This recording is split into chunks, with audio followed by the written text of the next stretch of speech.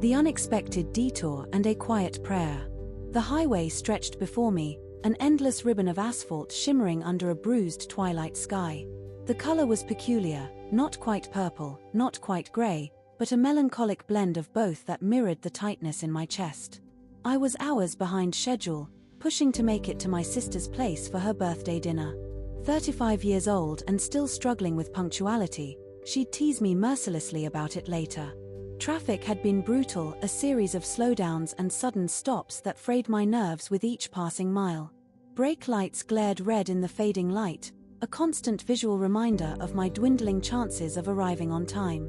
The air conditioning struggled to keep up with my rising anxiety, blowing out lukewarm air that did little to soothe me. I felt the familiar surge of frustration, a knot tightening in my stomach.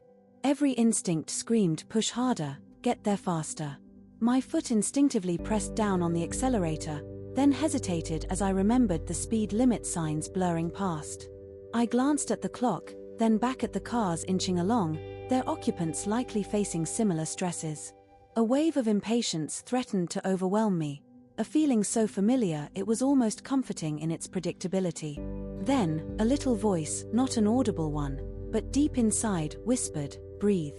It wasn't a command, more like a gentle suggestion, a quiet nudge from somewhere I hadn't realized existed.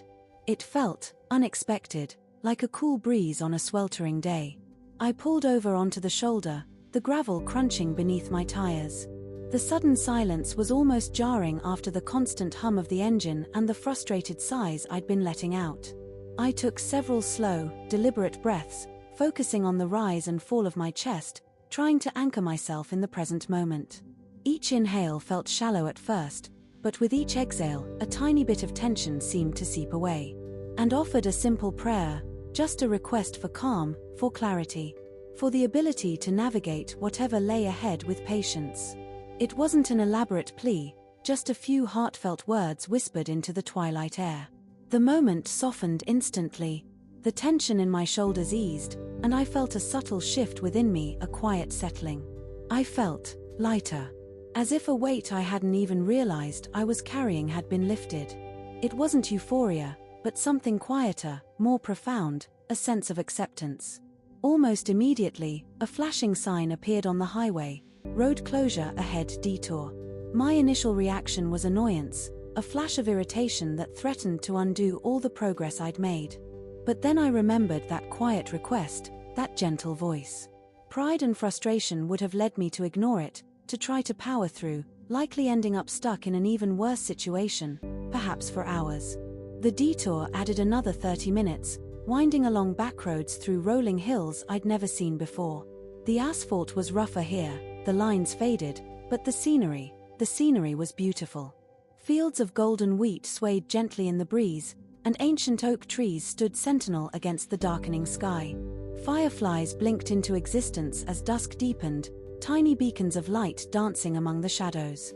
It wasn't ideal, not by a long shot, but the unexpected beauty of it all was strangely comforting.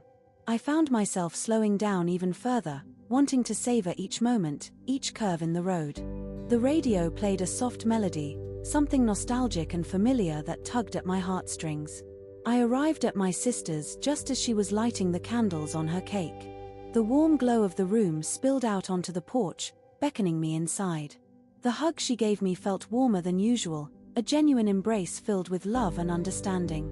She didn't mention my lateness. Instead, she simply smiled and said, "Happy birthday to you."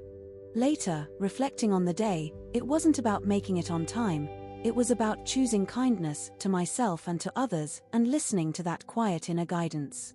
It was about recognizing that sometimes, the universe has a different plan for us, and that those detours, however frustrating they may seem at first, can lead us to unexpected beauty and profound peace. A simple prayer, a moment of stillness, and a detour I'm profoundly grateful for. It reminded me that sometimes, slowing down is the fastest way forward, not just on the highway, but in life itself.